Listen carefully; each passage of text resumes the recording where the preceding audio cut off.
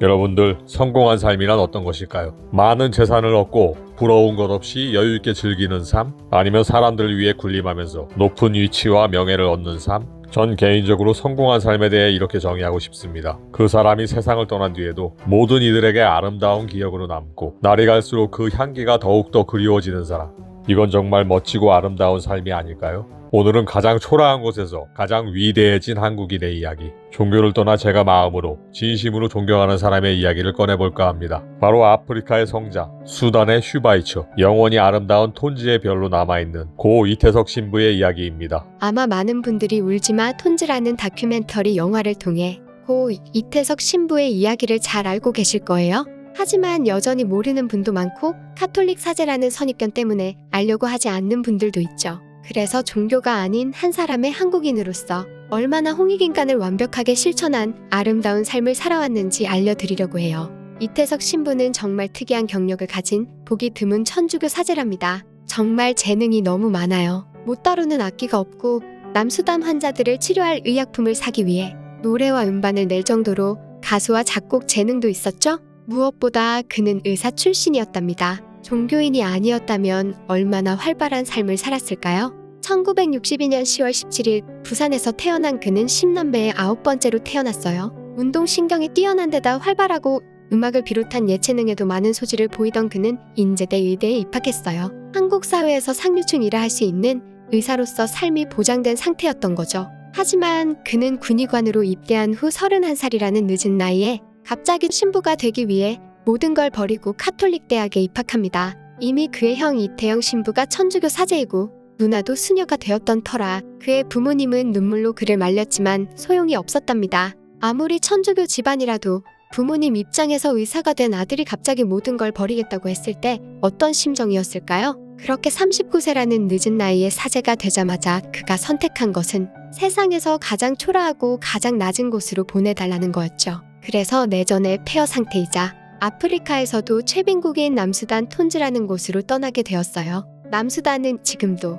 1인당 국민소득이 고작 230달러, 북한보다도 더 못 사는 나라예요. 대부분의 국민이 하루에 1달러도 안 되는 돈으로 살고 있답니다. 그는 의사 출신이라는 자신의 재능을 남수단의 가난하고 병든이들에게 아낌없이 나눠줬어요. 우물이 뒤범벅인 더러운 강물을 마시며 전기도 화장실도 없는 폐허에서 손수 벽돌을 날아가며 병원을 짓고 한국에서 아는 모든 의대 선후배에게 의약품을 보내달라고 부탁했죠. 그는 남수단 마을 곳곳을 차로 돌아다니면서 무료로 결핵과 문둥병 환자들을 돌보고 예방접종을 해줬답니다. 손가락 발가락이 다 떨어져 나간 한센병 환자들을 위해 직접 신발을 제작해서 만들어주고 지팡이를 만들어주었고요. 어느새 남수단 톤즈 지역 사람들은 이태석 신부의 영어 이름인 존 리를 따 쫄리라고 부르며 무한한 신뢰를 보냈죠. 일주일에 한 번 쫄리 신부가 들르는 날은 눈이 멀고 발가락이 다 떨어진 사람들이 모여 그를 기다렸고 자신들도 먹을 것이 없어 굶주리는 상황에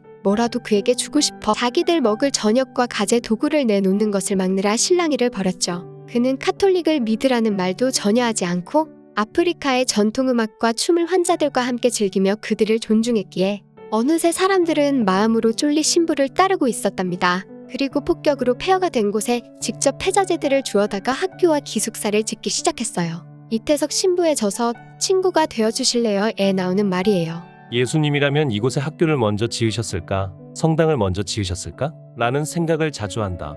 아무리 생각해봐도 아이들을 위해 학교를 먼저 지으셨을 것 같다. 사랑을 가르치는 성당과도 같은 학교, 내 집처럼 느껴지게 하는 정이 넘치는 학교, 그런 학교를 말이다. 그래요. 그는 무엇보다 비참하고 어려운 삶 속의 어린아이들의 미래를 생각했어요.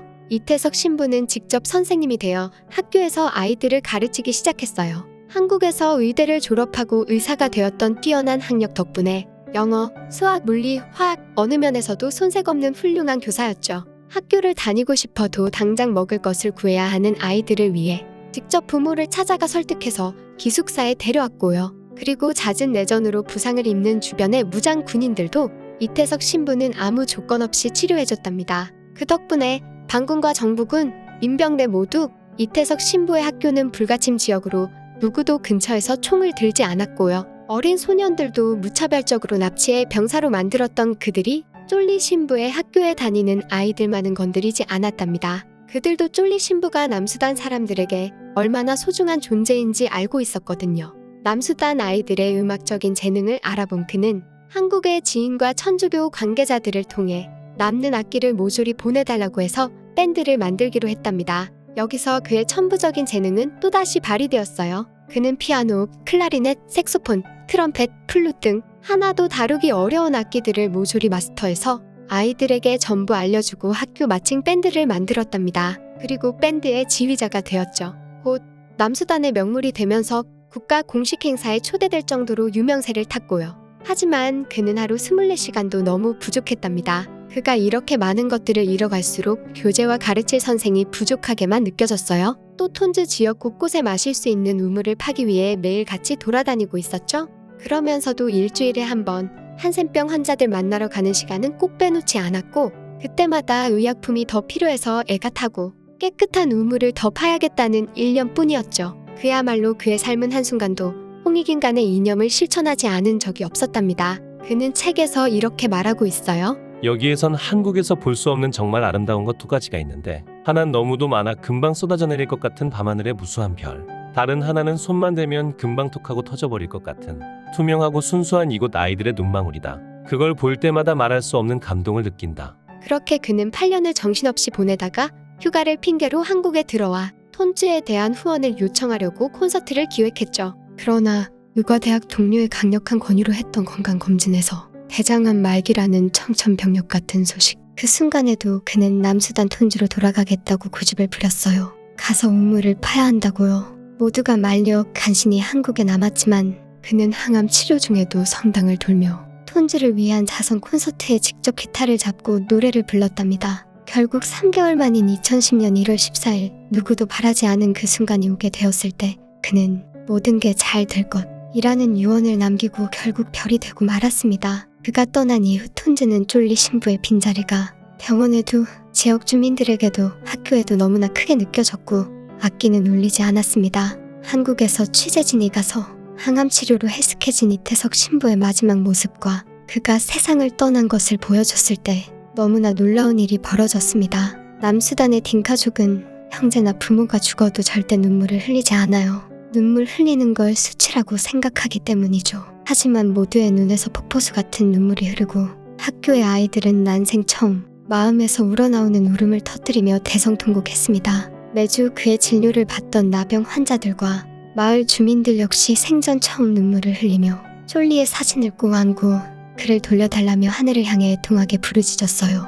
그리고 학교의 아이들은 쫄리 신부에게 보내는 마지막 선물을 계획했습니다. 그가 한국으로 떠난 후 한 번도 연주하지 않던 악기를 꺼낸 것이죠. 그렇게 다시 마칭 밴드 연습을 한 그들은 쫄리 신부의 큰 사진을 앞세우고 연주를 하며 행진했답니다. 당시 남수단은 내전 중이라 어떤 시위나 집회도 군인들이 강력하게 금지하고 있었는데 군인들조차 쫄리 신부의 사진을 들고 행진하는 밴드를 보자 다들 모자를 벗어 경의를 표하거나 총을 들어 그의 마지막 길을 배웅했어요. 그들도 쫄리 신부를 그리워했으니까요. 마치 영화 미션의 한 장면 같은, 아니 연출되지 않은 더 놀라운 기적이 벌어진 거죠. 그렇게 그는 남수단에서 가장 위대한 한국인, 아름다운 아프리카에 별로 남았답니다. 하지만 이태석 신부의 뜻은 헛되지 않았어요. 그의 뜻을 기려 만든 수단 어린이 장학회는 계속 남수단 어린이들을 위해 지원을 아끼지 않았고 그가 가르친 제자들은 한국으로 유학과 의사 시험에 합격하고 쫄리 신부의 뜻을 기려 톤주로 돌아가 의사가 되겠다고 했답니다.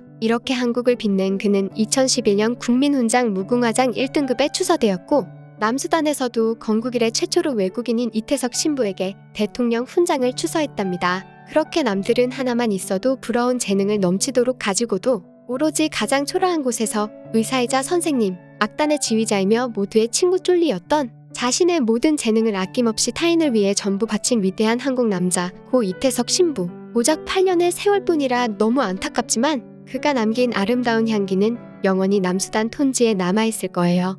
제게 정말로 아름다운 인간의 삶이란 어떤 것인지 다시 생각하게 만들어준 멋진 사람. 떠난 뒤에도 너무나 아름다운 별이 되어 찬란하게 빛나고 있는 한국 남자의 이야기였습니다. 사실은 제가 전부 나레이션을 하려고 했는데요. 이분을 생각하면 제가 도저히 읽을 수가 없어요.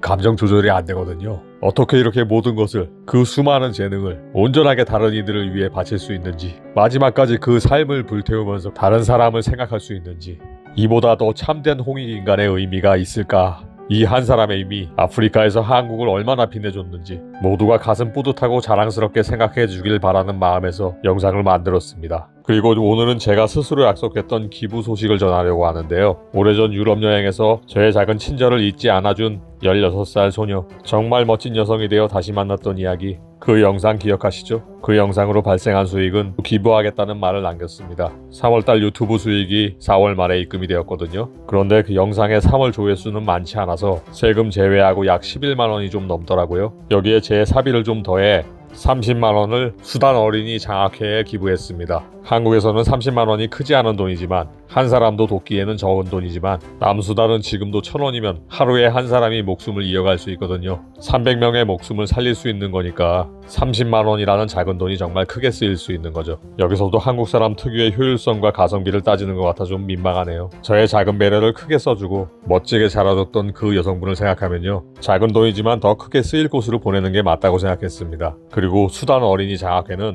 이태석 신부의 유지를 받드는 의미 있는 곳이니까요. 저 개인적으로도 후원을 하고 있지만 이 영상으로 발생하는 수익, 여러분들이 보는 광고, 그리고 슈퍼땡스 수익 모두 헬로 월드의 이름으로 여러분과 함께 기부에 참여한다고 생각해 주시면 감사하겠습니다. 슈퍼땡스를 후원하는 방법은 지금 화면에 나오는 대로 내용을 참조하셔서 직접 후원할 금액을 선택하실 수 있습니다. 본 영상의 모든 수익은 이태석 신부의 유지를 이어가고 있는 수단 어린이 장학회에 기부하겠습니다.